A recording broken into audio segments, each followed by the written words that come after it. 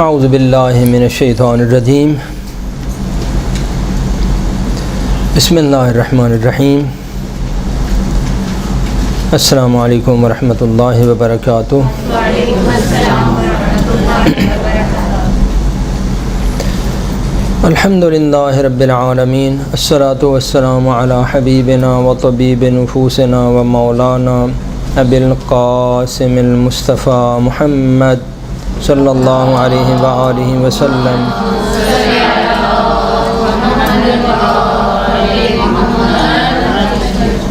و اہل بیتہ الطیبین الطاہرین المعصومین واللعنۃ الدائمۃ الابدیۃ علی اعدائہم ملعونین من یوم عداوتہم الی قیام یوم الدین، اما بعد فقد قال اللہ تبارک و تعالی ان مثل عیسیٰ عند اللہ کمثل آدم خلقہ من تراب ثم قال له کن فیکون الحق من ربک فلا تکن من الممترین فمن حاجک فیہ من بعد ما جاءک من العلم فقل تعالوا ندعو ابناءنا وابناءکم ونساءنا ونساءکم وانفسنا وانفسکم ثم نبتہل فلنجعل لعنۃ اللہ علی الکاذبین ان ھذا لہو القصص الحق وما من الہ الا اللہ وان اللہ لہو العزیز الحکیم۔ صدق اللہ العلی العظیم۔ عزیزان گرامی، مباہلہ کے موضوع پہ ہماری انشاءاللہ تعالی آج گفتگو ہوگی۔ تاریخ اسلام کا جو بہت 23 سالہ دور ہے پیغمبر اکرم کے حیات طیبہ کا، اس میں بہت سارے جہادات پیغمبر اکرم صلی اللہ علیہ وآلہ وسلم نے انجام دیے، بہت ساری لڑائیاں، جہاد، مناظرے پیغمبر اکرم کے ہوئے، لیکن ان تمام مناظروں کے اندر، ان تمام جہادوں کے اندر صرف ایک جہاد ایسا ہے کہ جس میں پورے پنجتن پاک نے شرکت کی ہے۔ توجہ فرمائی نا کہ یہ مباہلہ کا جو موضوع ہے اتنا مہم ترین موضوع ہے، اتنا عظیم ترین موضوع ہے کہ جس میں پورے پنجتن پاک اس جہاد کے اندر شریک ہے۔ باقی جہادوں میں صرف پیغمبر اور علی ابن ابی طالب ہوتے تھے، حتیٰ حسن و حسین بھی نہیں ہوتے تھے، چاہے وہ غزوہ بدر ہو، احد ہو، حتیٰ جو مشرکوں کے ساتھ مناظرے، مشرکوں کے ساتھ، یہودیوں کے ساتھ جر و بحث، کسی میں بھی پیغمبر اور علی کے علاوہ کوئی اور نہیں تھا۔ اما کیا وجہ ہوئی کہ اس جہاد کے اندر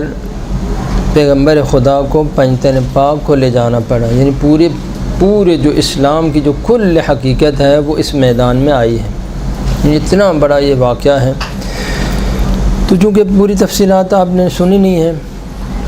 تو میں آج آپ کی خدمت میں بیان کروں گا کہ یہ کیوں ضرورت پیش آئی اور کیا مسئلہ مہم تھا۔ اور میں قرآن اس لیے میں نے کہا کہ آپ لوگ کھول کے رکھیں، اپنے سامنے رکھیں تاکہ یہ باتیں سنی سنائی نہ ہوں۔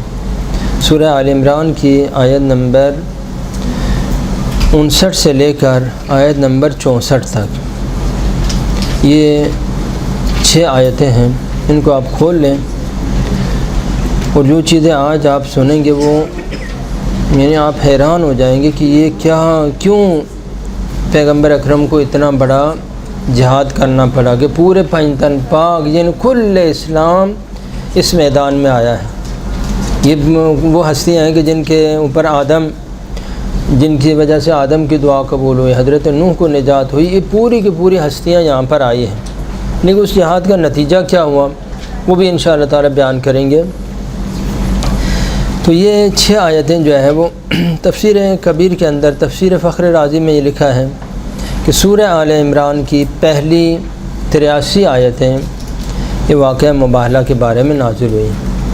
تو واقعہ مباہلہ حتیٰ بدر سے بھی مہم تر ہے کہ جس کے بارے میں 83 آیتیں اللہ رب العزت نازل کیے ہیں۔ تو آپ اندازہ لگا سکتے ہیں کہ یہ کتنا بڑا واقعہ ہے، کتنی بڑا جب وہ ماجرا ہے۔ اصل داستان کیا ہے؟ مرحوم میرے سامنے یہ کتاب ہے سید ابن طاووس رحمۃ اللہ علیہ کی کتاب اقبال الاعمال، بہت ہی ہمارے مذہب کی قیمتی ترین کتاب اور معتبر ترین کتابوں میں سے ہے۔ تو پہلے میں مباحلہ کی جو تاریخ ہے وہ اس کتاب شریف سے آپ کی خدمت میں بیان کروں گا۔ سید ابن طاووس رحمۃ اللہ علیہ نے اس کتاب کے اندر مباحلہ کا جو واقعہ ہے تقریباً 70 صفحے اس میں مباحلہ کا واقعہ انہوں نے لکھا ہے۔ لکھتے ہیں کہ پیغمبر گرامی اسلام صلی اللہ علیہ وآلہ وسلم نے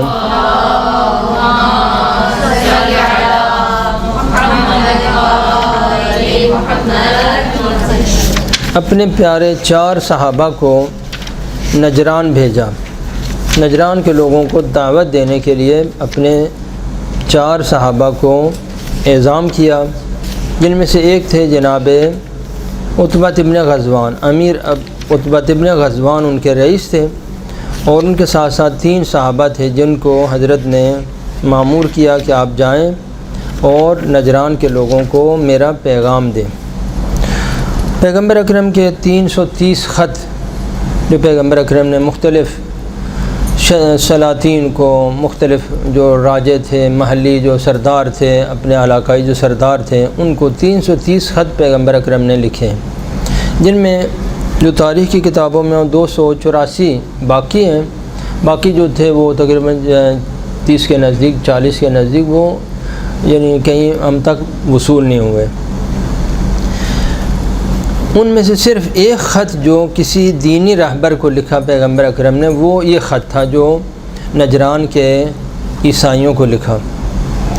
نجران کے اندر جو علاقہ ہے، یہ نجران کا جو نقشہ بتاؤں، مکہ سے 200 کلومیٹر آپ جنوب کی طرف جائیں گے، یمن کی طرف، تو یمن کے راستے میں نجران کی آبادی آتی ہے۔ نجران کی جو آبادی ہے وہ قدیم زمانے سے عرب کا جو سب سے ثروت مند اور مالدار علاقہ تھا، وہ نجران کا علاقہ تھا، کہ جس میں یہ 4 صحابہ جن کے نام پہ انہوں نے خط سید ابن طاووس رحمۃ اللہ علیہ نے نقل کیا۔ یہ پوری جو داستان ہے سید ابن طاووس رحمۃ اللہ علیہ فرماتے ہیں کہ ابو المفضل محمد ابن مطلب شیبانی کی کتاب سے اور کتاب مباحلہ سے اور حسن ابن اسماعیل ابن اشناس کی کتاب عمل و ذی الحجہ سے میں نے یہ سارے مطالب انہوں نے نقل کیے ہیں سید ابن طاووس نے۔ کہتے ہیں کہ پیغمبر اکرم نے یہ جو نجران کا علاقہ تھا، اس میں عرب کا ایک سب سے جو بڑا شاہ سوار قبیلہ تھا، جن کو بولتے ہیں بنی حارث بن کعب، جن کی شاہ سواری عرب کے اندر کوئی بھی عرب ان کے مقابلے میں نہیں آتا تھا، بنی حارث بن کعب۔ تو یہ ان کا علاقہ تھا، عرب تھے، یعنی عیسائی ہو گئے لیکن عرب تھے، ذاتاً اصالتاً عرب تھے۔ تو ان کو دعوت اسلام دینے کے لیے عتبہ ابن غزوان جو پیغمبر کے بہت ہی محترم صحابی تھے، عبداللہ ابن امیہ کو جس کو وہ بھیجا، حدیر بن عبداللہ اور صہیب ابن سنان، ان 4 صحابہ کو پیغمبر اکرم نے صرف ایک خط ہے جو کسی دینی رہبر کو، وہ اسقف اعظم نجران کا جو بڑا پاپ تھا، اس کے نام پہ پیغمبر اکرم نے خط لکھا اور ان کو دعوت دی کہ تم لوگ جا رہے ہیں، باقی لوگ بھی مسلمان ہو گئے ہیں الحمدللہ، جب تم لوگوں کو بھی میرے خیال میں کوئی اعتراض نہیں ہونا چاہیے، تو آپ لوگ بھی اسلام کو قبول کریں، ورنہ پھر جنگ کے لیے تیار ہو جائیں۔ تو یہ 4 صحابہ پیغمبر اکرم کا خط لے کے، جو اسقف نجران تھا اس کا نام تھا ابو حارثہ حسین ابن علقمہ، وہ اتنا محترم تھا، 120 سال اس کی عمر تھی، اور اتنا محترم تھا کہ قیصر روم بھی روم سے اس کے لیے ہدایہ بھیجتے تھے،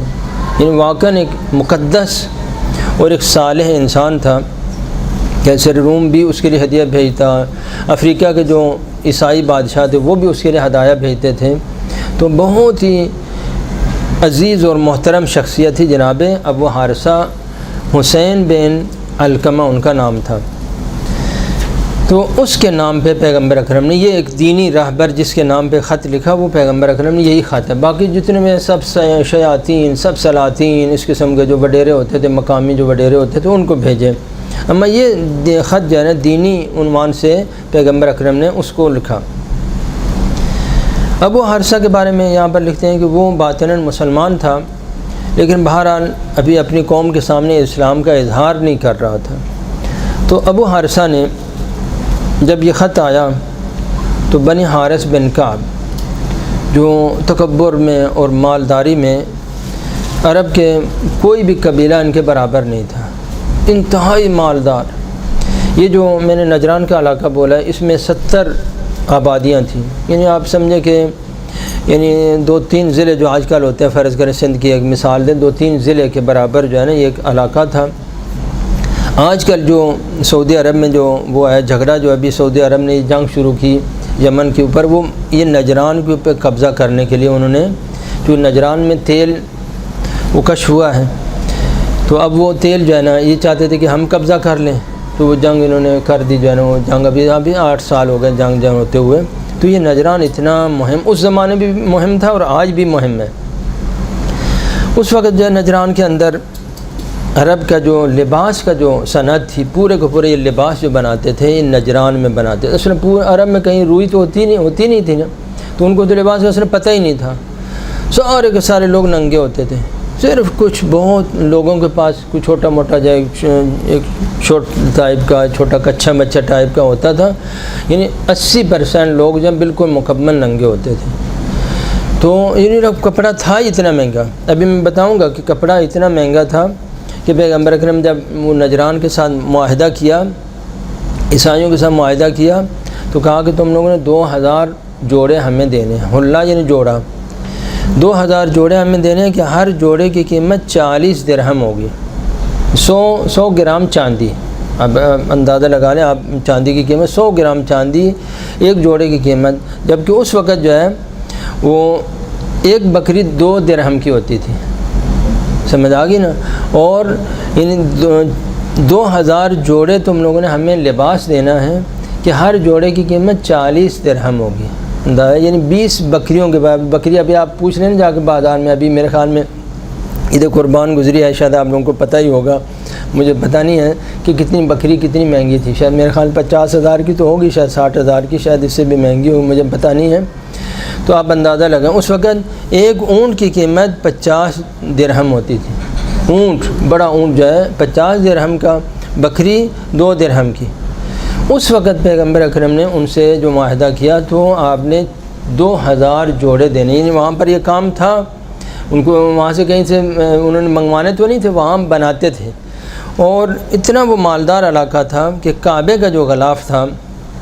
صرف اور دیباج کا کپڑا، جو جس کو ہم لوگ یا مخمل بولتے ہیں، دیباج عربی میں دیباج بولتے ہیں، مخمل کا یہ بہت ہی پیارا کپڑا ہوتا ہے نا، یہ شنیل بھی بولتے ہیں آپ لوگ، شنیل بولتے ہیں، وہ دیباج کا کپڑا یعنی سب سے پہلے جو بنانا شروع ہوا وہ انہوں نے شروع کیا، نجران والوں نے، اور کعبے کا جو غلاف بنتا تھا وہ دیباج کے کپڑے سے بناتے تھے، مخمل کا کپڑا ہوتا ہے، ابھی بھی آپ دیکھتے ہیں کتنا پیارا ہوتا ہے وہ،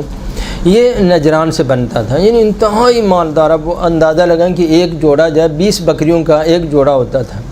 اور سلائی تو بعد کی بات ہے، وہ سادہ حلہ یعنی سادہ کپڑا جو اب دکان سے لے کے آتے ہیں، یعنی اتنا مالدار یہ علاقہ تھا۔ تو ان لوگوں کو خط لکھا، پیغمبر گرامی اسلام نے دعوت دی، تو ابو حارثہ نے تمام جو قبائلی سردار تھے اطراف کے اور یمن سے بھی بلا لیے۔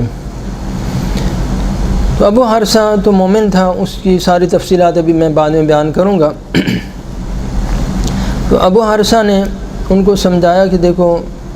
ہماری کتابوں کے اندر لکھا ہے کہ ایک نبی اس نسل اسماعیل سے ہونا ہے، باقی سارے نبی نسل اسحاق سے ہیں، ایک نبی نسل اسماعیل سے ہوگا،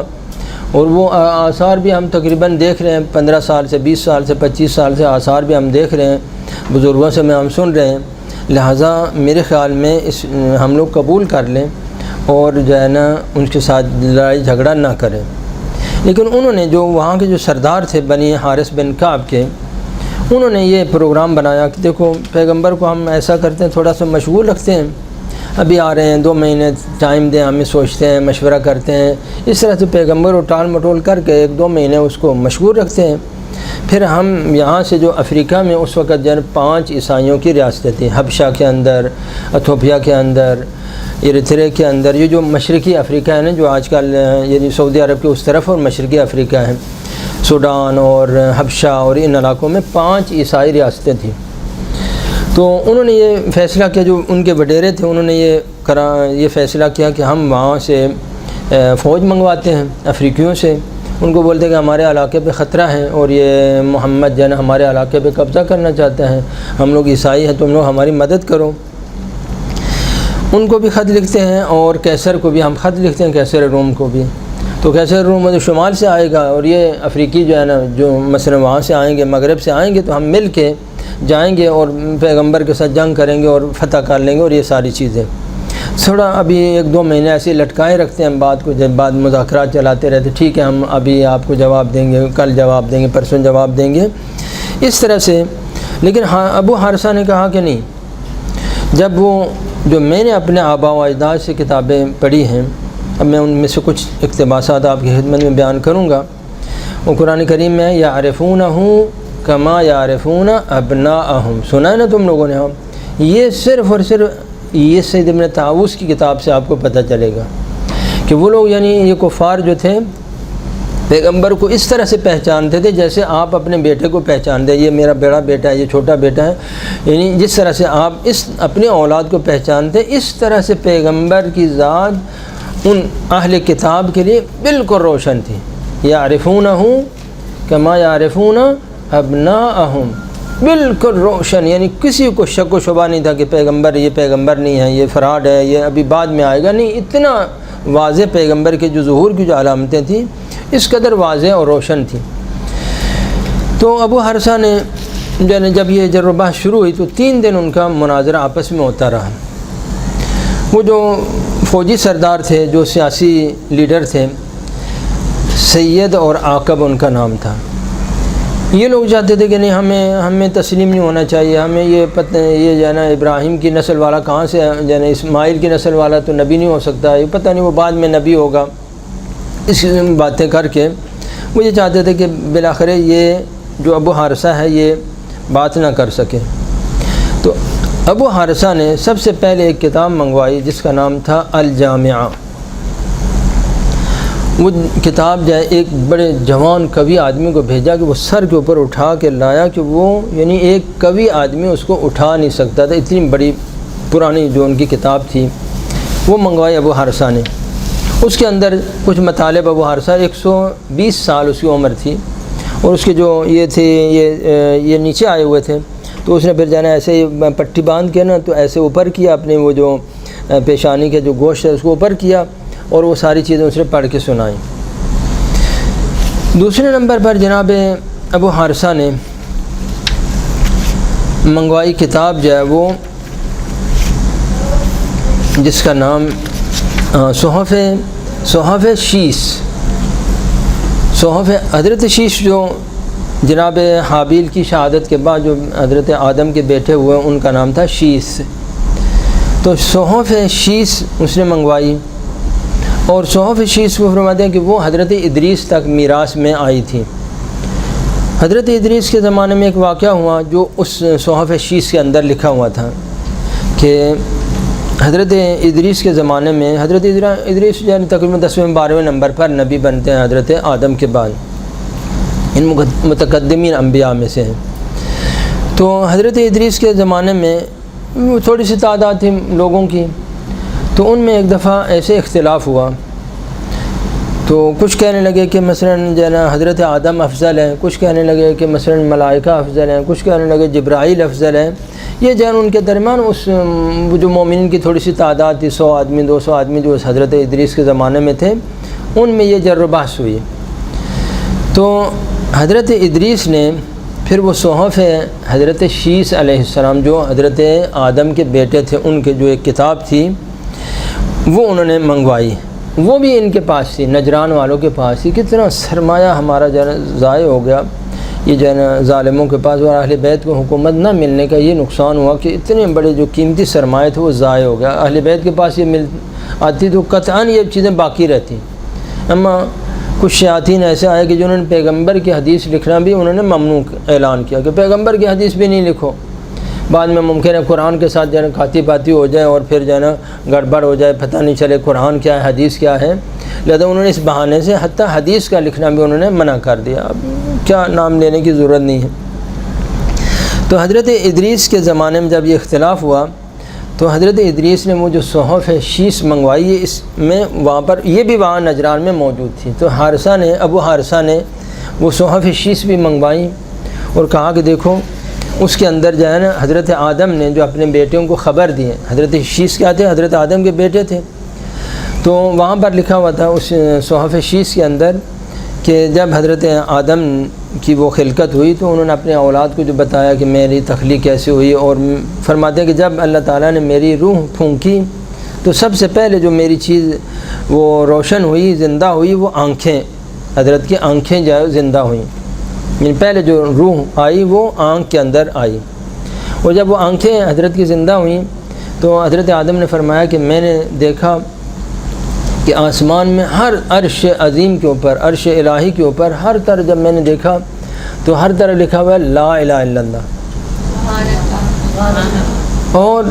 پھر میں نے دیکھا جہاں پر بھی لا الہ الا اللہ لکھا ہوا ہے وہاں پر محمد رسول اللہ بھی لکھا ہوا ہے۔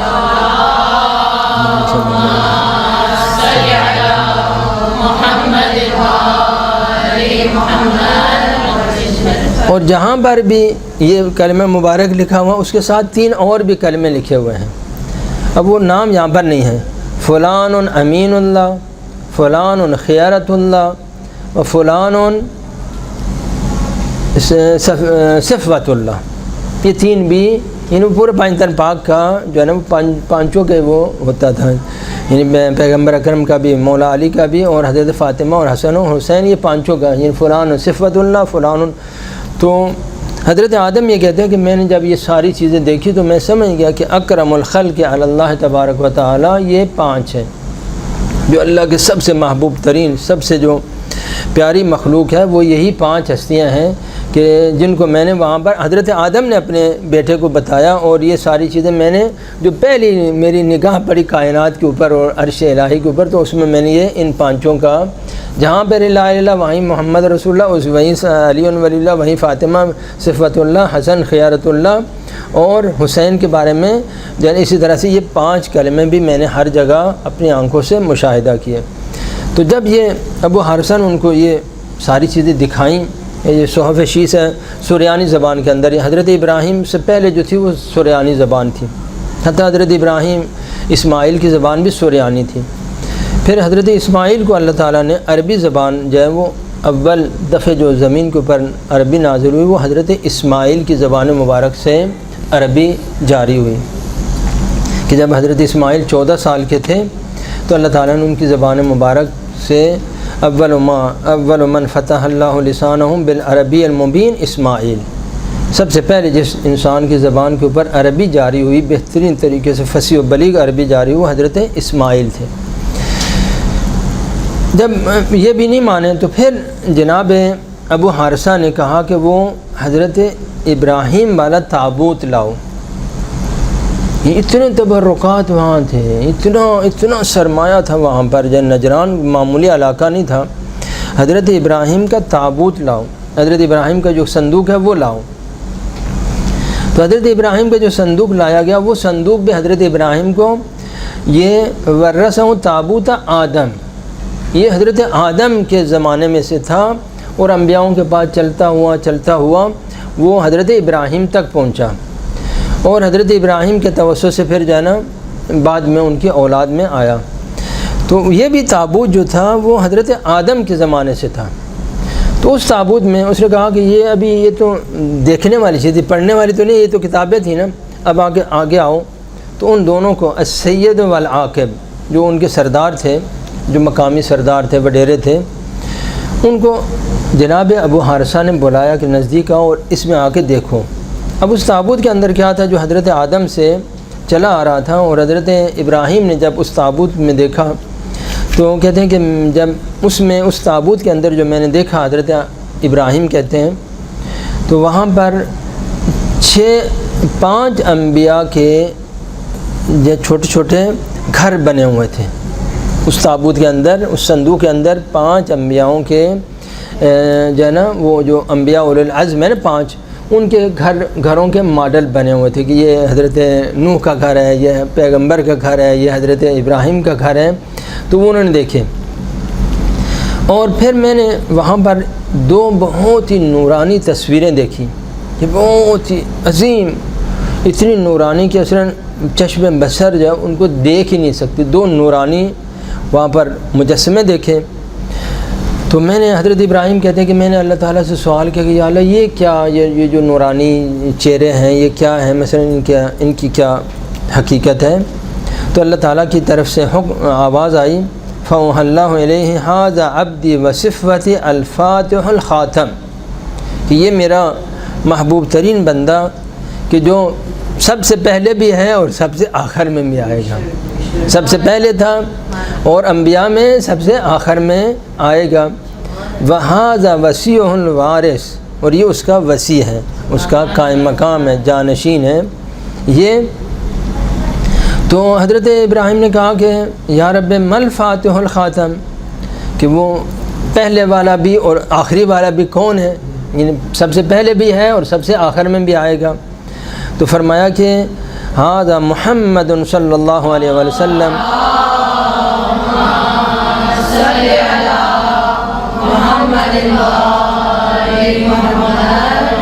خیرتی و بکر فطرتی و حجتی الکبریٰ فی بریتی۔ اللہ تعالیٰ نے پیغمبر اکرم کا تعارف کرایا کہ یہ میرا وہ حبیب ہے کہ جس سے میں نے یہ کائنات کو بنایا، اجتبیت ہوں اذ آدم بین الطین والجسد، کہ حضرت آدم ابھی بنے ہی نہیں تھے اس وقت بھی میرے یہ محبوب ترین بندے تھے اور میرے یہ تھے۔ اور پھر فرمایا کہ یہ جو اس کے ساتھ میں ہے یہ ان کا بھائی، ھذا علی اخوہ و صدیق اکبر آخیت بینہما واخترتہما وصلیت وبارکت علیہما وطہرتہما واخلصتہما، کہ یہ اس کا بھائی ہے علی بن ابی طالب، جو ساتھ میں تمہیں نظر آ رہے ہیں ایک نورانی چہرہ، یہ ان کے بھائی ہیں علی بن ابی طالب۔ پھر حضرت ابراہیم نے دیکھا کہ 12 اور بھی صورتیں نظر آ رہی ہیں وہاں پر اس تابوت کے اندر، جو حضرت آدم سے وہ بھی اللہ تعالیٰ کی طرف سے آیا تھا، کوئی حضرت آدم نے تو نہیں بنایا تھا، وہ بھی اللہ تعالیٰ کی طرف سے ہدیہ آیا تھا، جو انبیاء زیارت کرتے تھے، جس کی حضرت ابراہیم زیارت کر رہے ہیں تو دیگر انبیاء ما سبق بھی زیارت کرتے ہوں گے۔ تو کہا کہ یہ میں 12 صورتیں اور بھی دیکھ رہا ہوں، یہ 12 صورتیں کیا ہیں کہ تکاد تتلألأ اجسامہم لحسنھا نورا، کہ ان کے حسن و جمال کی وجہ سے ان کے جو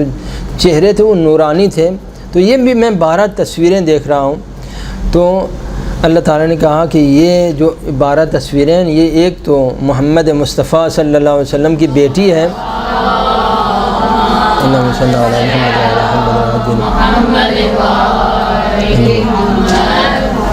بیٹی ہے، اور 11 اس کے بیٹے ہیں، تو پورے کتنے ہو گئے؟ 14 معصومین۔ 2 تو ادھر تھے نا، الگ تھے، پیغمبر علی، اور 12 یہ، تو کیا ہو گئے؟ 14 معصومین۔ تو اس تابوت کے اندر جناب ابو حارثہ نے ان کو دکھایا کہ دیکھو یہ اندر یہ خود یہ چیزیں ابھی موجود ہیں، یہ تابوت ہمارے آباء و اجداد سے ہم تک پہنچا ہے۔ پھر جب اس بات کو بھی نہیں مانے تو پھر جناب ابو حارثہ نے تورات سے کچھ مطالب بیان کی۔ تورات کی جو السفر الثانی من التورات، کہ اس کی جو دوسری کتاب ہے تورات کی، تو اس کے اندر جو ہے نا دوسری کتاب، سفر بولتے ہیں عربی میں کتاب کو، اس سے جو ہے نا کچھ مطالب بیان کی کہ میں جو ہے نا نسل اسماعیل سے ایک نبی کو بھیجوں گا، کہ جو یہ نسل اسماعیل سے اور کوئی نبی نہیں ہوا، حضرت اسماعیل نبی تھے، ان کے بعد کوئی اصل نبی نہیں ہوا، پہلے نبی جو ہے نسل اسماعیل میں سے وہ حضرت پیغمبر گرامی اسلام ہے، تو میں اس کو بھیجوں گا۔ پھر آخر میں جناب ابو حارثہ نے انجیل سے بھی، انجیل کی جو کتاب ہے المفتاح الرابع، اس کی جو چوتھی چابی اب کہیں آپ پتہ نہیں چوتھی صورت تھی وہ، اس کے اندر ایک بہت ہی پیاری اور عجیب وہاں روایت کے الفاظ ہیں، وہ اس نے جناب ابو حارثہ نے ان کو پڑھ کے سنائی۔ یہ دیکھو یہ سارے کے سارے پیغمبر کی ساری تفصیلات ہماری کتابوں کے اندر ہیں، تورات کے اندر دکھائی، پھر انجیل کے اندر دکھائی، پھر وہ تابوت حضرت ابراہیم کے اندر دکھائی، صحیفہ حضرت شیش کے اندر دکھائی، یہ سب چیزیں۔ اب وہاں وہ جو داستان ہے وہ بہت ہی پیاری داستان ہے کہ میں ابھی اس کو آپ کی خدمت میں بیان کروں، یا ایک تھوڑا سا وقفہ لے لیتے ہیں تاکہ یہ پھر جو ہے میں اس کو بعد میں بیان کروں۔ صلوات پڑھ لیں۔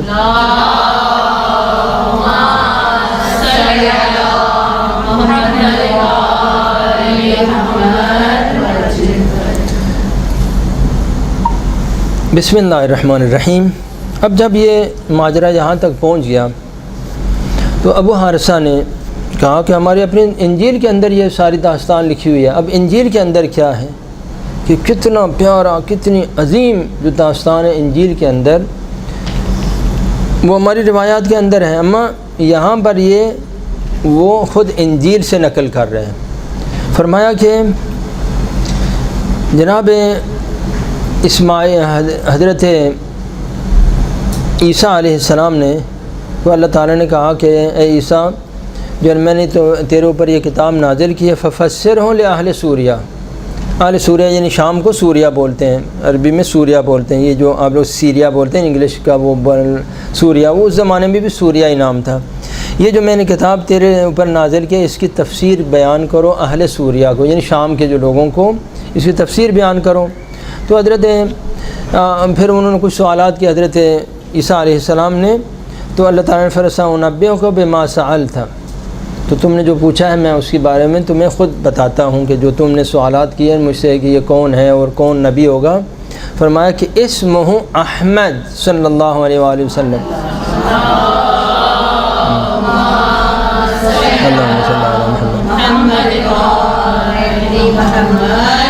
ان کا نام مبارک جو ہے وہ یہ منتخب من ذریت ابراہیم و مصطفیٰ من سلالت اسماعیل، کہ یہ پسندیدہ اور چنے ہوئے ہیں حضرت ابراہیم کی ذریت سے اور چنے ہوئے ہیں حضرت اسماعیل کی اولاد میں سے۔ ذو الوجہ الاکمر، جن کا چہرہ چاند سے بھی زیادہ نورانی ہے، والجمیل الازہر، پیشانی چمکتی پیشانی ہے، راکب الجمل، تنام عیناہ ولا ینام قلبہ، وہ حبیب ایسے ہیں کہ جس کی آنکھیں سوتی ہیں اما اس کا دل نہیں سوتا۔ وَيَبْعَثُ اللَّهُ فِي أُمَّةٍ أُمِّيَّةٍ مَا بَقِيَ اللَّيْلُ وَالنَّهَارُ، اللہ تعالیٰ ان کو ایک ان پڑھ قوم کے اندر مبعوث کرے گا کہ مولدہ فی بلد ابی ہے اسماعیل، کہ جس کی ولادت اپنے دادا کے شہر میں اسماعیل کے شہر میں ولادت ہوگی، یعنی مکہ۔ کثیر الازواج قلیل الاولاد، بیویاں زیادہ ہوں گی اما اولاد کم ہوگی، اور پیغمبر اکرم کی اولاد بہت تھوڑی ہے۔ نسلہ من مبارکۃ صدیقہ، کہ پیغمبر کی جو نسل ہوگی، میرے حبیب کی جو نسل ہوگی وہ مبارکہ بیٹی سے ہوگی اور وہ صدیقہ بیٹی ہوگی۔ یکون لہا منہا ابنۃ، یہ حضرت خدیجہ ہے، اس سے مبارکہ سے مراد حضرت خدیجہ ہے، حضرت خدیجہ کا بھی وہاں پر تعارف یہ کتاب انجیل کے اندر۔ نسلہ من مبارکۃ صدیقہ، یکون لہا منہا ابنۃ لہا فرخان، اس حضرت خدیجہ سے ایک بیٹی پیدا ہوگی جس سے دو پیارے بیٹے پیدا ہوں گے، سیدان یستشہدان، جو شہید کیے جائیں گے، دو بیٹے ہوں گے اور ان کو شہید کیا جائے گا۔ اجعل النسل احمد منہما، کہ میں پیغمبر کی جو نسل ہے وہ ان دونوں بچوں سے قرار دوں گا جو فاطمہ زہرا سے ہوں گے۔ فطوباہما ولمن احبہما، تو ان کے لیے بھی مبارک ہے اور جو ان سے محبت کرتے ہیں ان لوگوں کے لیے مبارک ہے۔ یہ باتیں جناب ابو حارثہ نے اپنی انجیل سے ان کے سامنے بیان کی۔ وشاہدہ ایام، خوش نصیب ہیں وہ لوگ جو ان کے زمانے میں پیدا ہوں گے، وہ خوش نصیب ہیں۔ ونصرہما، اور جو ان کی مدد کریں، حسن و حسین کی مدد کریں گے۔ پھر حضرت عیسیٰ نے وہ سوال کیا کہ وہ مثلا یہ طوبہ جو آپ نے، یا اللہ طوبہ جو بولا یہ طوبہ کیا ہے؟ تو اللہ تعالیٰ نے بتایا وہ طوبہ جنت میں ایک درخت ہے کہ جو جنت کا سب سے جو مرکزی اور اصلی ترین درخت ہے وہ جو سب جنت کے ہر گھر کے اندر اس کی شاخ ہوگی، اور وہ سارے کے ساری تفصیلات پھر اللہ تعالیٰ نے بیان کی۔ تو کہنے کا مقصد یہ تھا کہ اس حد تک پیغمبر، ان کے علماء اس حد تک پیغمبر کو پہچانتے تھے۔ یہ 3 دن تک ان کا مناظرہ ہوا۔ اب مناظرہ ہونے کے بعد چونکہ مالدار تھے یہ لوگ، اب وہ لوگ وہاں سے فیصلہ یہ ہوا کہ ہم 60 آدمی یہاں سے چلتے ہیں، مدینے جائیں گے اور جا کے دیکھتے ہیں یہ پیغمبر کیا ہے، مثلا اس قسم کا تحقیقات کرتے ہیں، اگر پسند آئے تو ایمان لے آئیں گے، نہیں آئے تو پھر ایمان نہیں لائیں گے، جو بھی ہوگا ابھی مذاکرات کے لیے چلتے ہیں۔ جب وہ لوگ مدینے آئے تو اب سب کے سب سونا چاندی سے لدے ہوئے، وہ سونے کی انہوں نے پہنی ہوئی جو ہے نا وہ سلیبیں اپنے گلے میں پہنی ہوئی ہیں، پھر جو ہے نا کڑے پہنے ہوئے بڑے بڑے موٹے، انگوٹھیاں پہنی ہوئی ہیں سونے کی، سب زیورات سے لدے ہوئے کہ ما رأینا وفدن اجمل من ہؤلاء۔ مدینے والے تو دیکھ کے حیران ہو گئے، جو قارون کی داستان ہے قرآن میں تم لوگوں نے، ہاں کہ قارون کو دیکھ کے تو وہ سب بولتے تھے یا اللہ یا لیتنا مثل ما اوتی قارون۔ ہاں یہ لوگ بھی حیران ہو گئے، سونے کی عصا پکڑی ہوئی ہے، سونے کے جو ہے 20 چوڑیاں پہنی ہوئی ہیں ہاتھوں کے اوپر، تو یہ تو کاش کہ ہم بھی۔ مدینے والے جب انہوں نے دیکھا ما رأینا وفدن اجمل من ہؤلاء، اس سے خوبصورت، اس سے اچھا کوئی وفد ہم نے اصلاً مدینے میں دیکھا ہی نہیں۔ اب وہ اس حالت میں آئے، جب وہ آئے مدینے میں تو ان کے سونا چاندی اور ان جواہرات اور ان چیزوں کو دیکھ کے پیغمبر اکرم تو جو زاہد تھے ان کو تو کوئی توجہ نہیں ہوئی، تو بجائے ان کے وہ سمجھ رہے تھے کہ بڑا استقبال ہوگا ہمارا، کہ ہمارے مال و دولت کو دیکھ کے بڑا وہاں پر استقبال ہوگا، تو پیغمبر نے مطلقاً اعتنا نہیں کیا۔ تو اب جب پیغمبر گرامی اسلام نے اعتنا نہیں کیا، ان کی طرف سے توجہ نہیں کی، اصل بات ہی نہیں کی، تو وہ جاہلیت کے زمانے میں اسلام سے پہلے جو مسلمانوں کے تیسرے خلیفہ عثمان اور عبد الرحمن بن عوف، عثمان اور عبد الرحمن بن عوف یہ آپس میں، عثمان کی جو بہن تھی وہ عبد الرحمن کی جو بہن تھی وہ عثمان کی بیوی تھی، یعنی عبد الرحمن جو تھا وہ عبد الرحمن ابن عوف سنتے ہیں نا، وہ عبد الرحمن سالہ تھا اسی جناب عثمان کا، اسی لیے وہ سالہ ہونے کی وجہ سے اس نے ووٹ دیا جو ہے نا مولا علی کے خلاف، اور عثمان کو اور ووٹ دیا، اور وہ عثمان کو خلیفہ بنایا عبد الرحمن نے، کیونکہ یہ اس کا اپنا سالہ تھا، اپنے گھر کی بات تھی۔ تو یہ دونوں جاہلیت میں یعنی اسلام سے پہلے جب بھی یمن تجارت کے لیے جاتے تو یہ لوگ وہاں پر نجران سے رہتے تھے، تو نجران کے لوگ ان دونوں سے آشنا تھے، تو انہوں نے ان سے کہا کہ بھئی ہم وہاں سے آئے ہیں تو پیغمبر تو ہمیں کوئی سلام نہیں کر رہے، تو آپ ذرا بتائیں کچھ۔ انہوں نے کہا ہمیں تو کوئی پتہ نہیں ہے، کیوں نہیں پیغمبر تم لوگوں سے بات کر رہے؟ تو کہا کہ علی ابن ابی طالب سے پوچھو۔ علی ابن ابی طالب سے کی خدمت میں آئے تو انہوں نے کہا کہ جب تک یہ سونا چاندی یہ جواہرات یہ تم لوگ یہ پہن کے آؤ گے تو پیغمبر ہرگز تمہارے ساتھ بات نہیں کریں گے، ان کو اتار کے سادہ نارمل انسان بن کے آؤ، پیغمبر تمہارا استقبال کریں گے، تمہارا احترام کریں گے۔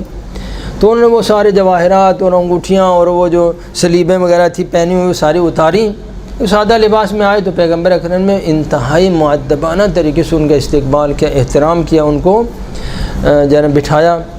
اب پیغمبر گرامی اسلام سے جو گفتگو شروع ہوئی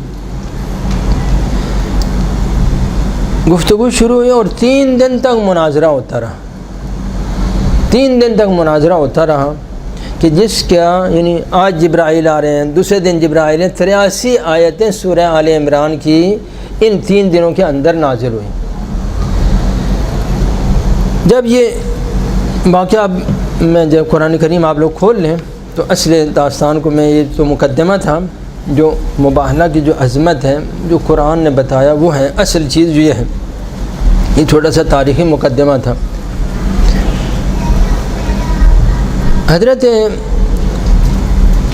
پیغمبر گرامی اسلام نے ان کو کہا کہ میں تم لوگوں کو دعوت دیتا ہوں کہ اللہ تعالیٰ کی وحدانیت کو قبول کرو، اللہ تعالیٰ کے اوپر ایمان لاؤ۔ تو انہوں نے کہا کہ تمہارے تو پیدا ہونے سے پہلے ہم اللہ تعالیٰ کو مانتے ہیں، ہم بھی تو اللہ کو مانتے ہیں، عیسائی کو اللہ تعالیٰ کے منکر تو نہیں ہیں۔ تو کہا ہم تمہاری ولادت سے پہلے ہم سارے اللہ کو مانتے ہیں، تو تم کیا ہمیں کون سی دعوت دے رہے ہو؟ ہم اللہ تعالیٰ کے کوئی منکر ہیں کہ تم ہمیں اللہ تعالیٰ کی دعوت دے رہے ہو؟ یہ جو ہے آیت نمبر آپ نکال لیں آیت نمبر 59 اور 60 اور 61 62 63 64، یہ یعنی 6 آیتیں ہیں جو میں باتیں بتاؤں گا نا وہ آپ حیران ہو جائیں گے کہ یہ کیا مباہلہ کیا ہے، یعنی واقعاً اس کے لیے 5 تن پاک کی ضرورت تھی۔ تو پیغمبر گرامی اسلام نے کہا کہ تم اللہ تعالیٰ کو مانتے ہو لیکن اس طرح سے جیسے اللہ تعالیٰ کو ماننا چاہیے، تمہارا ایمان نہیں ہے، کیونکہ اللہ تعالیٰ کو اگر مانتے ہو تو پھر عیسیٰ کو ایک تو صلیب کی تم لوگ پوجا کرتے ہو، یہ صلیب کی عبادت کرتے ہو، نمبر 2 عیسیٰ کو اللہ تعالیٰ کا بیٹا مانتے ہو۔ تو ایک نے کہا کہ عیسیٰ جو نا اللہ تعالیٰ کا بیٹا ہی تو ہے اور کیا ہے، حضرت عیسیٰ کو ہم اس لیے خدا مانتے ہیں، اللہ مانتے ہیں، رب مانتے ہیں کہ حضرت عیسیٰ مردوں کو زندہ کرتے تھے، حضرت عیسیٰ جو ہے نا مثلاً وہ جو نابینا ہوتے تھے ان کو شفا دیتے تھے، اس لیے ہم ان کو رب مانتے ہیں۔ تو کہا کہ پیغمبر گرامی اسلام نے کہا کہ نہیں، عیسیٰ ایک اللہ کا مخلوق تھی اور اللہ تعالیٰ نے اس کو رحم حضرت مریم کے اندر پیدا کیا اور اللہ تعالیٰ نے ان کو یہ طاقت عطا کی، کوئی ایسا نہیں کہ عیسیٰ رب تھا۔ اور تو جب پیغمبر اکرم نے کہا کہ حضرت عیسیٰ جو مریم سے پیدا ہوئے تو ایک نے ان میں سے کہا کہ خوب بتاؤ پھر اس کا باپ کون تھا؟ ہاں جو اگر وہ فرض کریں عیسیٰ اگر اللہ کا بیٹا نہیں ہے، مریم ماں تو ہے، تو اس کا باپ پھر کون تھا؟ تو اس وقت اللہ رب العزت نے یہ آیت نازل کی، ان مثل عیسیٰ عند اللہ کمثل آدم خلقہ من تراب، آیت نمبر 59۔ ہاں 59 اور 60 یہ آپ نکال لیں، ہاں چونکہ بہت ہی اہم باتیں ہیں، آل عمران کی آیت نمبر 59۔ تو اس نے کہا کہ اگر عیسیٰ جب مریم سے پیدا ہوئے تو اس کا باپ کون ہے؟ پھر باپ نہیں ہے تو اس کا مطلب اللہ اس کا باپ ہے۔ تو اللہ تعالیٰ نے آیت نازل کی، ان مثل عیسیٰ عند اللہ کمثل آدم خلقہ من تراب، کہ حضرت عیسیٰ کی مثال آدم کی طرح ہے کہ جو آدم کو مٹی سے بنا سکتا ہے بغیر ماں باپ کے، تو وہ خدا اس بات کی کوئی مشکل ہے اس کے لیے کہ خالی ماں سے ایک بچے کو پیدا کر لے، تو کون سی اس کے لیے مشکل ہے؟ جو مٹی سے بنا سکتا ہے، تو ایک انسان ایک طرف تو یہاں پر ہے نا، وہاں تو کچھ بھی نہیں تھا تو بنا لیا، تو یہاں ایک طرف تو ہے تو کیوں نہیں بنا سکتا؟ ثم قال له کن فیکون، تو جو آدم کے لیے کون کہہ سکتا ہے تو عیسیٰ کے لیے بھی کہہ سکتا ہے، کوئی مشکل نہیں اس کے لیے۔ تو پھر بھی انہوں نے نہیں مانا، تو اللہ تعالیٰ نے کہا الحق من ربک فلا تکن من الممترین، پیغمبر اب چھوڑ یہ نہیں مان رہے تو 3 دن تک پیغمبر اور مولا علی اور صحابہ مناظرہ کر رہے ہیں، اللہ تعالیٰ بھی مدد کر رہا ہے پیچھے سے، جبرائیل آ رہا ہے، ہر روز جبرائیل آ رہا ہے، 5 آیتیں 10 آیتیں، دونوں ساری کے پورا جو ادھر کا نظام ہے وہ لگا ہوا ہے ان کے سامنے۔ ہاں جن کے سامنے مشرک تسلیم ہو گئے، کفار تسلیم ہو گئے، قبائل تسلیم ہو گئے، لیکن ان کے ساتھ لڑائی کرنے کے لیے، مباحثہ کرنے کے لیے اللہ تعالیٰ بھی پشت میں ہے، جبرائیل بھی آ رہا ہے، مولا علی بھی ہے، صحابہ بھی ہیں، پیغمبر بھی ہیں مناظرہ کرنے والے، لیکن یہ شیاطین کیا ہے؟ نہیں مان رہے۔ آخر میں وجہ بیان کروں گا کیوں نہیں مانے۔ تو اللہ تعالیٰ نے پھر پیغمبر کو یعنی اتنی جر و بحث کے باوجود پھر اللہ تعالیٰ نے پیغمبر کو تسلی دی، یا رسول اللہ چھوڑ دو، پھر الحق من ربک فلا تکن من الممترین، کہ حق تیرے رب کی طرف سے ہے،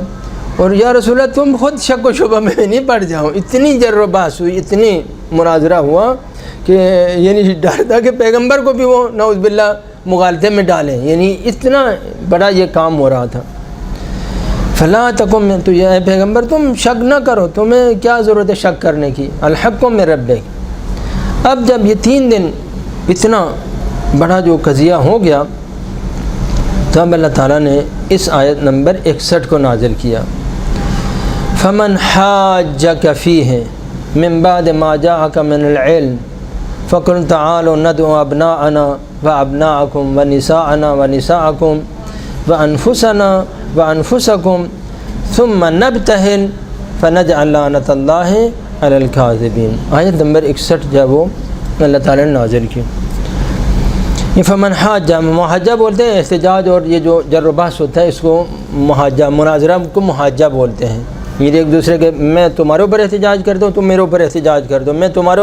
خلاف دلیل لاتا ہوں، تم میرے خلاف دلیل لاتے ہو، اس کو بولتے ہیں محاجہ۔ فمن حاجک فیہ، یہ جو حق و باطل کے بارے میں، فی ہے اوپر جو عیسیٰ کے بارے میں اور حق کے بارے میں جو چیزیں ہیں، من بعد ما جاءک من العلم، جو علم اللہ تعالیٰ نے تمہیں عطا کیا اس کے باوجود کوئی پھر بھی آ کر تمہارے ساتھ مناظرہ کرے، محاجہ کرے، فقل تعالوا ندعو ابناءنا وابناءکم ونساءنا ونساءکم، تو اب ان کو بولو پھر کیا کریں، اب جر و بحث کا تو فائدہ نہیں ہے۔ اگر ماننا ہوتا، تم لوگوں نے تسلیم کرنا تو 3 دن کافی تھے،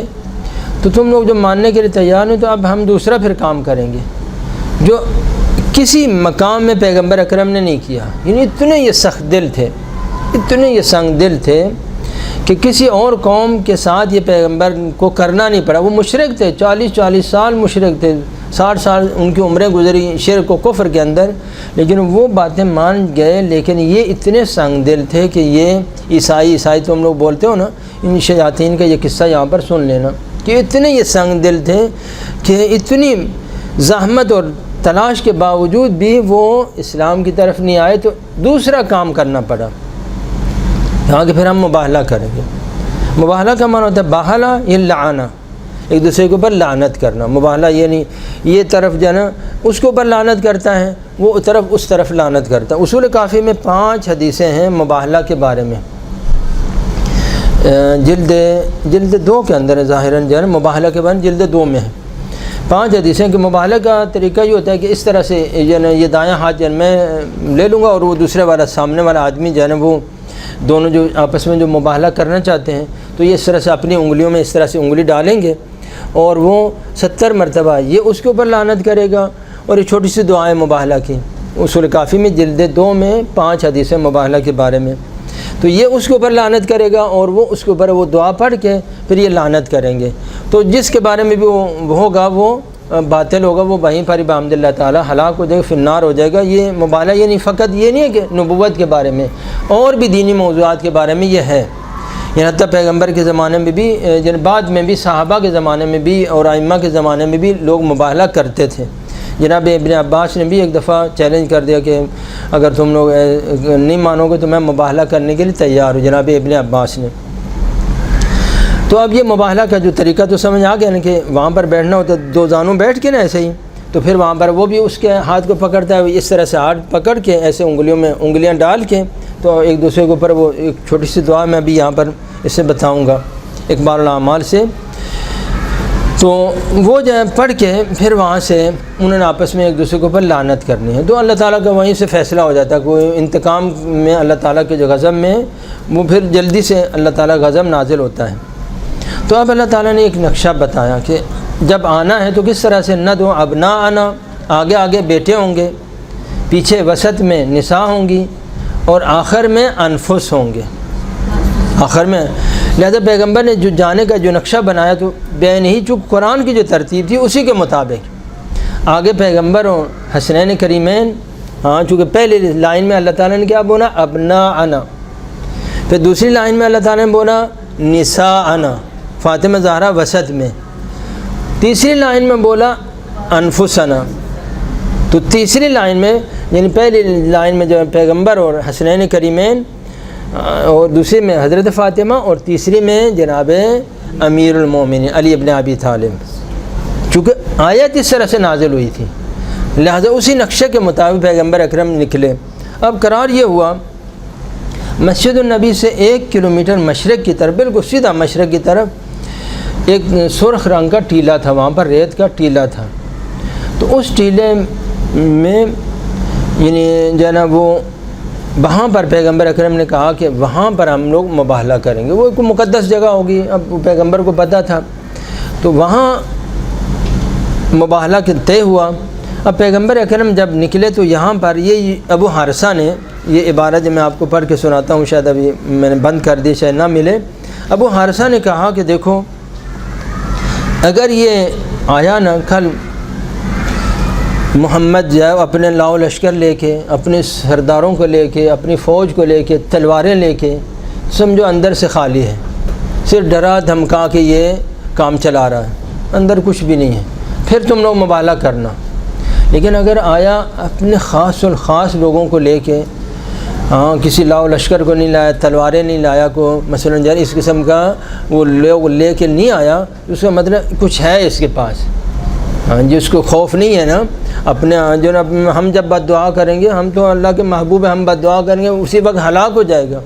اگر یہ اپنے خاص لوگوں کو لے کے آیا تو سمجھو کہ اس کے پاس کوئی چیز ہے، یہ حقیقت اس کے پاس ہے،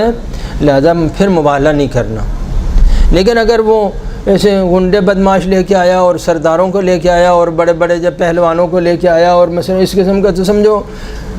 کچھ نہیں ہے، صرف ڈرا دھمکا کہ یہ ہم کو کرنا چاہتا ہے، سمجھ آئی نا، روب و دبدبے سے کام چلانا چاہتا ہے۔ تو جب اگلے دن جو پیغمبر اکرم مباہلہ ہوا 24 ذی الحج کو، 3 قول ہیں، ایک قول ہے 21 ذی الحج، ایک قول ہے 24 ذی الحج، ایک قول ہے 27 ذی الحج۔ تو مباہلہ کے لیے پیغمبر اکرم اسی کیفیت میں جب انہوں نے دیکھا کہ یہ تو 5 آدمی آ رہے ہیں، اور پیغمبر اکرم ویسے ہمیشہ اچھا لباس پہنتے تھے، لیکن اس دن حضرت نے بالکل معمولی لباس پہنا، انتہائی معمولی سادہ لباس پہنا، اور ایک انتہائی سادہ کیفیت میں پیغمبر گرامی اسلام اپنے گھر سے جب نکلے تو وہ قرار تھا وہ 1 کلومیٹر دور جو جگہ ہے وہاں پر جائیں گے، الکثیب الاحمر، ایک سرخ رنگ کا ٹیلہ تھا وہاں پر۔ اب وہاں پر جب انہوں نے دیکھا، وہ بھی وہاں پر کہیں ان کے بھی خیمے ویمے وہاں لگے ہوئے تھے، تو انہوں نے جب دیکھا کہ یہ لوگ آ رہے ہیں، نہ وہ تلواریں ہیں، نہ کوئی غنڈے ہیں، نہ کوئی مثلا اس قسم کے کوئی لاؤ لشکر ہے، یہ تو 3-4 آدمی آئے، اس کا مطلب ہے کچھ ہے، اس کے پاس کچھ ہے، یہ خالی نہیں ہے۔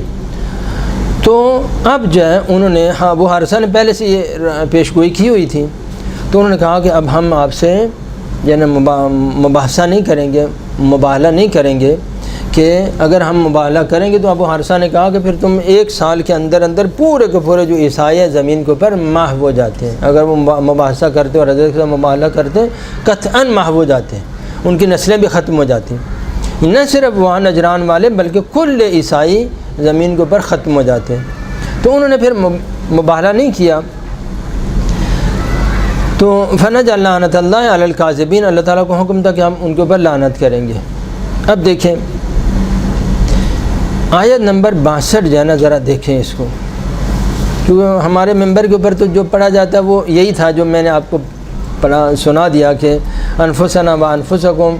ثم نبتہل فنجعل لعنت اللہ علی الکاذبین۔ علی ابن ابی طالب سے کسی نے سوال کیا کہ یا علی، قرآن میں جو آپ کی سب سے بڑی فضیلت ہے وہ کون سی آیت ہے جس میں آپ کی فضیلت اللہ تعالیٰ نے بیان کی ہے؟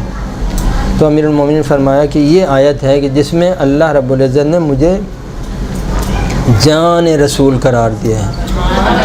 نفس رسول قرار دیا ہے۔ اللہم صلی اللہ علیہ وسلم۔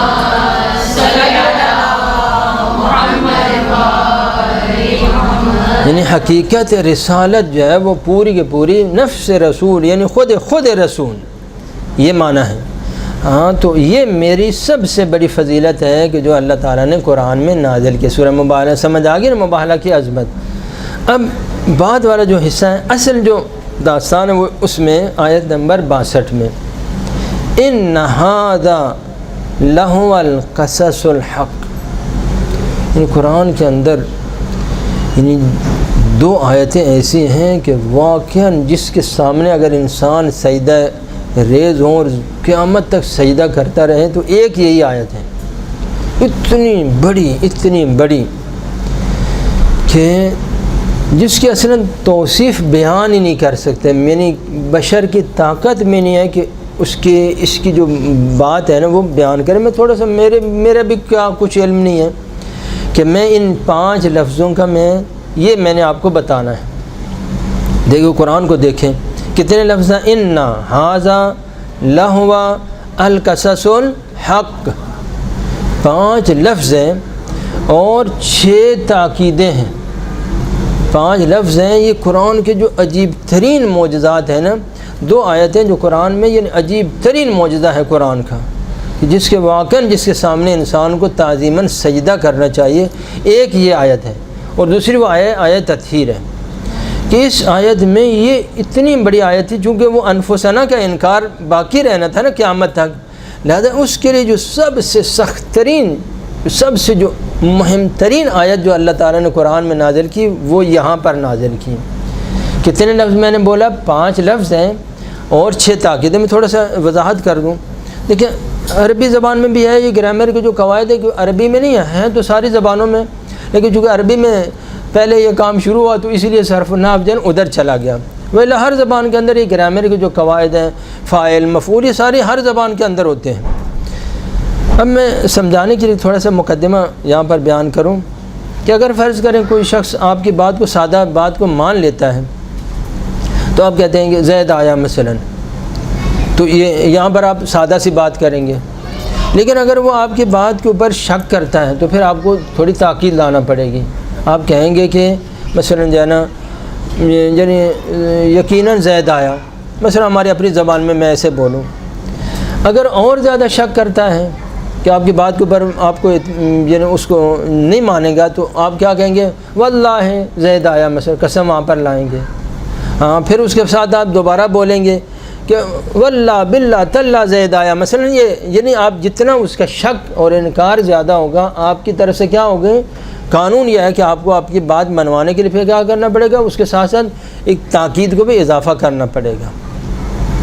اب یہاں چونکہ یہ جو مسئلہ تھا، مباہلہ کا مسئلہ، اتنا شدید تر تھا، اتنا عمیق تر تھا کہ جس کا لوگوں نے جس کو ماننا نہیں تھا.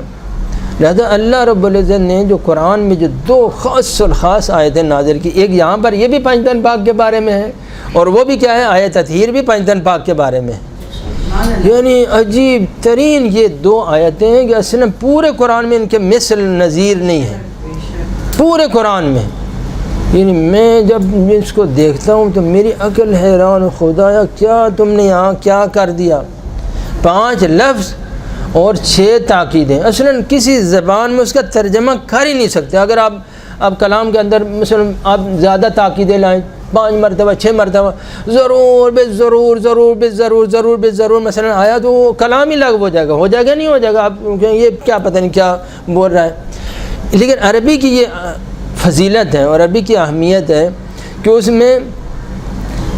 6 تاکیدیں 5 لفظوں میں اللہ تعالیٰ نے بیان کی ہیں.